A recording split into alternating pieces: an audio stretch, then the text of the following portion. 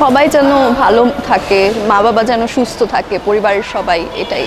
মায়ের কাছে আসলে কিছু চাইতে হলে হয় কি যে ওটা গোপন থাকাই ভালো, যাতে মা আমাদের সবার উইশটা পূরণ করে। আর সব থেকে বড় কথা হচ্ছে মায়ের কাছে একটাই চাওয়া, যেন মা দেশবাসীকে সবার যেন মঙ্গল করেন, এবং আমরা সবাই যেন গিয়ে ধর্মবর্ণ নির্বিশেষে সবাই যেন এক হয়ে থাকতে পারি, সবাই সবার সাহায্য করতে পারি, সবার বিপদে আমরা যেন এগিয়ে আসতে পারি।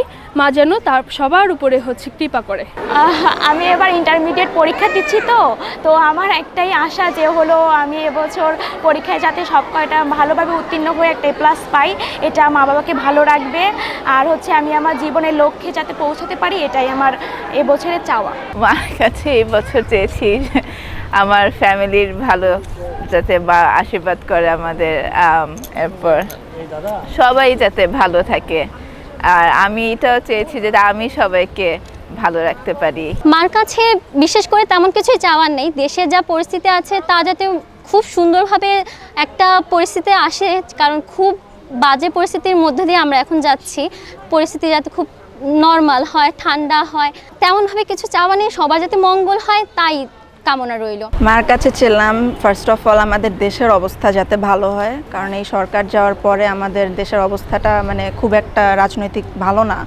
তো আমি আসলে এটাই প্রার্থনা করি যে সবাই যাতে ধর্মবর্ণ নির্বিশেষে সবাই সব কিছু এনজয় করতে পারে, অ্যান্ড সবার রাইটস যাতে আদায় করতে পারে, সবার যাতে ভালো হয়। বিশ্বে শান্তি বয়ে আনুক, দেশে শান্তি বিরাজমান করুক, সবাই মিলেমিশে থাকুক, এটাই। এটা না বললেই নয়, যেহেতু আমি একজন শিক্ষিকা, অবশ্যই নিজের ছোট ছোট বাচ্চাদের, ছোট ছোট স্টুডেন্টদের তাদের সুস্থতা চেয়েছি, তারা পড়ালেখা ভালো করে করতে পারে, সর্বোপরি দেশে শান্তি বিরাজমান হয় সেটা চেয়েছি।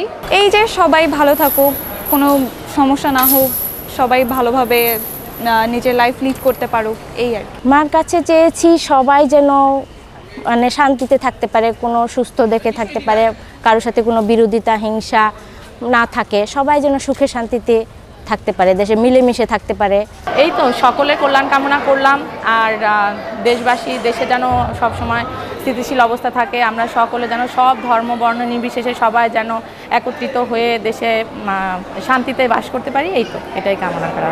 দেশের নাম্বার 1 ট্রেডিং অ্যাপ নিফটি ফার্স্টে পাচ্ছেন ট্রেডিং এর সব সুবিধা, dual exchange access, company analysis, portfolio তৈরি করা সহ আরও অনেক ইউনিক ফিচারের সাথে ট্রেড করতে ডাউনলোড করুন এক্ষুনি।